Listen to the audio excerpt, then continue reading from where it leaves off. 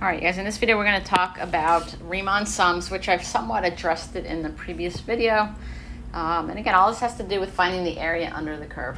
So we've talked about and shown that when you integrate something, so for example, if you wanted to integrate, let's say from 0 to 2, 3 dx, we would get 3x, and we'd go from 0 to 2, so you'd get 6 minus 0, which is 6. So if you were to graph this function 3, so that's y equals 3, so we would look like this. And I wanted to find the area under the curve between the curve and the x-axis from 0 to 2. I'd get a 2 by 3 rectangle, which is still 6. So the takeaway here is that the area under the curve is represented by the integral. Now, sometimes they don't give us enough information. Sometimes it's just to give you a curvy function, and they give you values, but there's no function to physically integrate. So what we do is we use these approximations, or if we have exact area values, to find the value of the integral. We're just doing it another way, okay? So for example, you're not going to be responsible for having to graph it, but it's a little helpful to understand it. This actually is backwards, so this should be left Riemann sum. So if you'll notice here, I drew 4 rectangles. So we have 1, 2, 3, 4. And you're basically finding the area of each rectangle and then adding them up, right? So to find the area of a rectangle, you do base times height. So all the bases are 2. So delta x is 2, but each height changes. So, but to get the height, I need to get it from a function, okay? So if I have this function drawn here, you'll notice that each rectangle is touching the function on the left-hand side.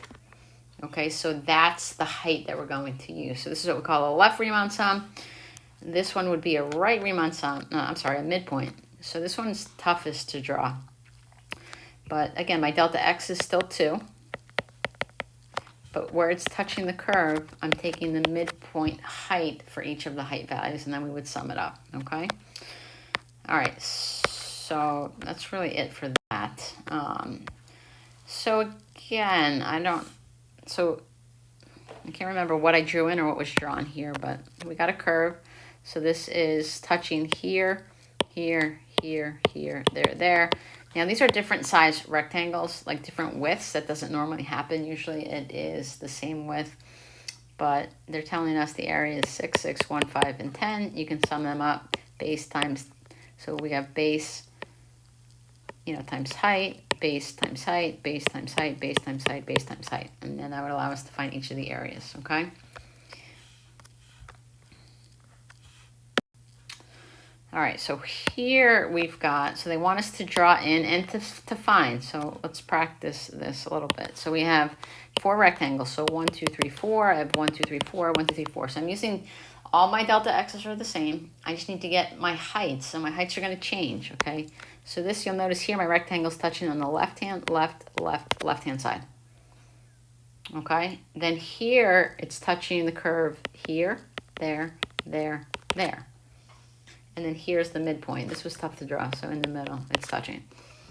So again, you're going to find the area of each one separately. So this is the function. So y equals x squared minus 2x plus 2. So when I want a height here, for example, if I want a height at 1, I plug 1 into this function, right?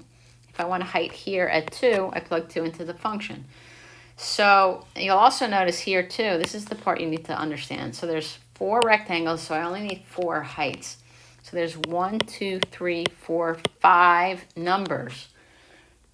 And this dictates which 4 numbers you choose. If they want a left Riemann sum, you're picking 1, 2, 3, 4. If they want right, you're picking 1, 2, 3, 4. So when you pick a left, you're leaving off the last number.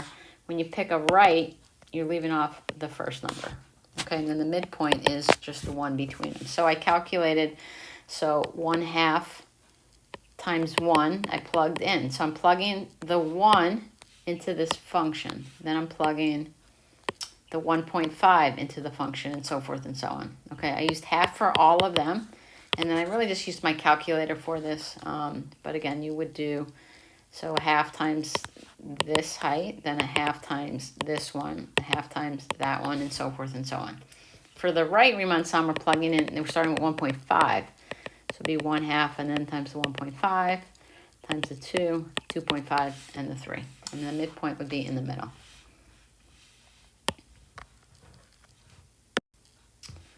All right, so this often is how they ask it on the AP exam. They give you a chart, okay, and it's very common with velocity. So things you need to think about here. If they asked you to approximate a slope, you're finding an approximation for the acceleration, right? Because we can't really derive this. We're just using values. So we could do slope between 2 points. If you want to get the position, we're integrating. So we have to work our way up the ladder.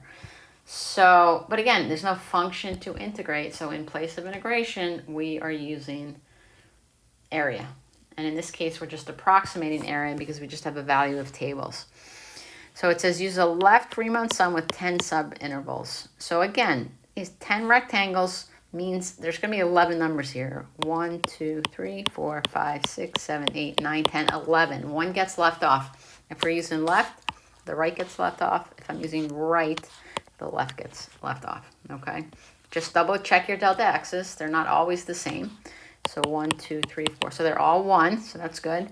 And then since I'm using left, I need 10 heights. So 1, 2, 3, 4, 5, 6, 7, 8, 9, 10, which is that. This one was a midpoint. So again, they'll be very specific. So I need 5 subintervals. So that tells me I need to split it in half. So we're looking at 1, 2, 3, 4, 5. So my delta x is going from 0 to 2, 2 to 4, 4 to 6, 6 to 8, 8 to 10. So that's delta x is 2. And then the heights I'm using now, not left or not right, it's the middle one. So I go to the middle, the 12. Go to the middle, it's 10. Go to the middle, 13, 6, and 6. Okay, so each one gives you a different answer. One's an over approximation, one's an under approximation. And it really depends on what the function is doing and how it's behaving as to whether or not it becomes an over or an under. All right, trapezoid. I talked about this one in the next video, but we're just going to take a trapezoid. And let's see if I can draw this. So we have a curve like that. So you can use trapezoids to do it like this. Kind of looks like that. So same idea, but normally a trapezoid is 1/2 height and then base 1 plus base 2. Now we're going to flip it to its side. So we're going to rotate it that way. So we're going to say that it's going to be 1/2 base and then h1 plus h2. So like the bases become the heights.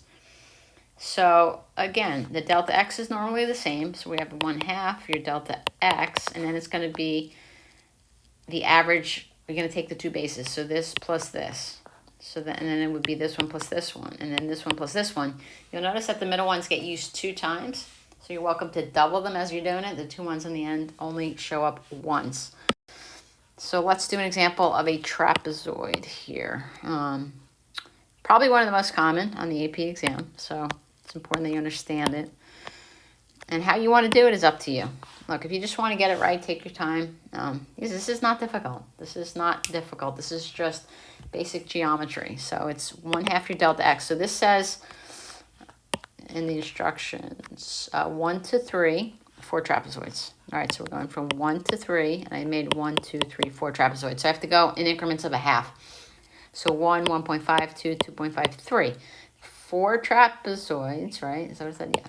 But there's still going to be 1, 2, 3, 4, 5 numbers. There's always going to be one more number than what you need. So it's 1/2, part of the formula, delta x. So it's going to be, you're going to plug in the 1 first. And then, so it's 1 plus. So then this shows up twice. This one shows up for this trapezoid and for this trapezoid. So this one I did 2 times 1.25. Then this one shows up twice. 1 for this trapezoid and 1 for that trapezoid. So I did 2 times 2 and so forth and so on. The one on the end only shows up once, which is why I got that. Now these values are me plugging the x value into the function. So this is the function, y equals x squared minus 2x plus 2. So I'm plugging in f of 1. When I plug in f of 1, I'm going to get 1 minus 2 plus 2, which is 1. That's where that 1 comes from. And I'm going to plug in 1.5.